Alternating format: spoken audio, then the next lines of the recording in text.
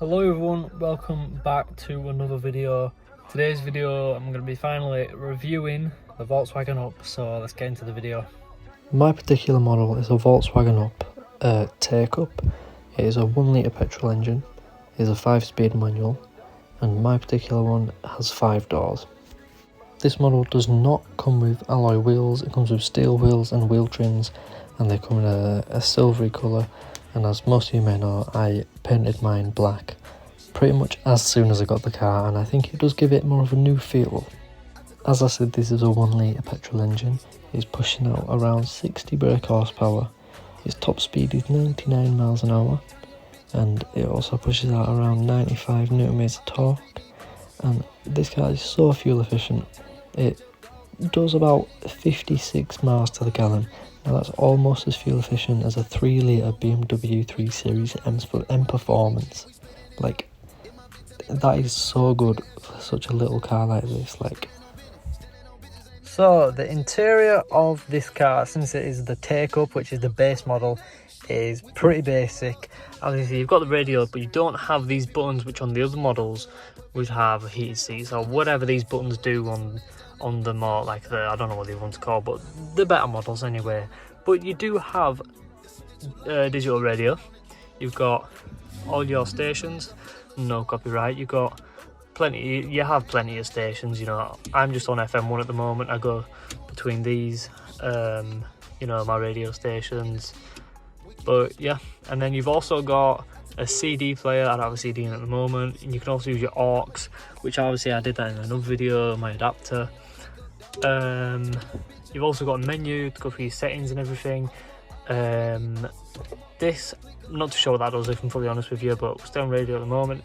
Here, you click that, you can go turn the bass up and down, you know, if you want to mess around the music settings. For me, I've got the bass half up, and then you can balance from your left speaker to your right speaker, but everybody keeps down the middle. But yeah, I will show you the clocks now on startup. I don't know if this has needle swiping, but we will see, I guess. Doesn't have needle swiping, but you've got all these bits here. Like this bit in the centre, you can adjust with these buttons to your mileage or whatever that was, and then the time, or you can have the temperature. I've got the time at the moment because it looks cooler. You've got your fuel gauge, and you've also got your rev meter, all on this little bit here. Glove box isn't too bad, to be fair. You've got a little bit of room, and you've also got a little room here. You would have seen that in one of the first videos. But the glove box isn't too bad. You've got room for whatever you want. Foot, you've got nice foot space, you know. Obviously you've got nice foot space as a driver. Headroom ain't too bad for me as a driver, but personally I'm only 5'7", so if you was a bit taller, you might have a problem with headroom. Like my stepdad, he was sat in the back and he said his head was touching the ceiling, and he's 6'2", so yeah. You've got plenty of cup holders. You've got one here in the centre, one in either door. You've got one here where I've got Clifford. You've got one that side, and you've got one that side. So you've got a total of 1, 2, 3, 4, 5, 6 cup holders in the car. This particular model is a 5-speed manual with a manual handbrake. But you do actually have these very nice seats. I think they look quite sporty to say it's just a base model, but you don't have any head adjustment. But saying that, you've also got sporty seats, so does that really matter? Legroom in the back isn't actually too bad to say. This is a very small car. It's quite spacious in the back here, to be honest with you. Like, it's just like any other 5-door car. Like, it doesn't feel like a small car like what this is. It feels pretty open. You've got quite a lot of room.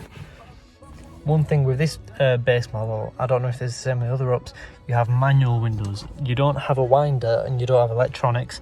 You've got one of these type of windows, just like a CIB for. Of course, my car, I have the aftermarket foot mats with the red stitching, but the base model on any other, you will get just plain black mats. One thing about this base model is a big problem I want to get eventually. You don't get mirrors in either sun visor or lights, which is very annoying. Eventually I'm going to buy either new full sun visors with mirrors and lights, or I'm just going to buy stick-on mirrors. I'm not too sure at the moment, but I do want to sort that out eventually. So to adjust your mirrors, you have this little switch here, which actually does adjust the mirrors.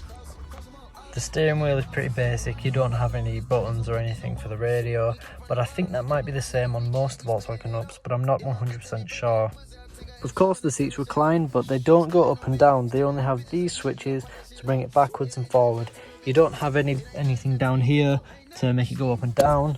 All you have is the forwards and backwards, and this bit here for going backwards and forwards. In the front we have manual windows to wind down, because it is a base model, but if you was to get a better model you would have get electric windows, which would have been here. For a little car like this, it's got a pretty big boot, which is around 251 litres of boot space, so that is pretty decent for a little car like this. Now, is the car worth it? Simple answer, yes, definitely. If you want a Volkswagen Up, don't think about it, just go buy one right now. They are perfect, they're perfect. It's a city car that will literally drive forever. Like, it is so fuel efficient, it's pretty slow, but if you want a fast one, go get yourself a GTI then, and then watch a review on that one. But it's the perfect city car, I'm telling you now. And I only paid around £3,000 for mine.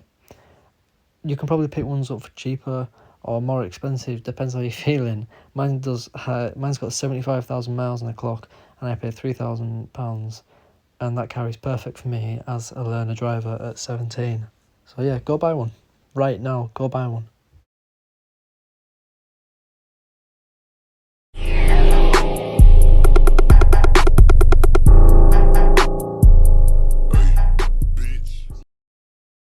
Thank you for watching today's video. Please let me know in the comments what you want to see more of and what you think of this review of the Volkswagen Up.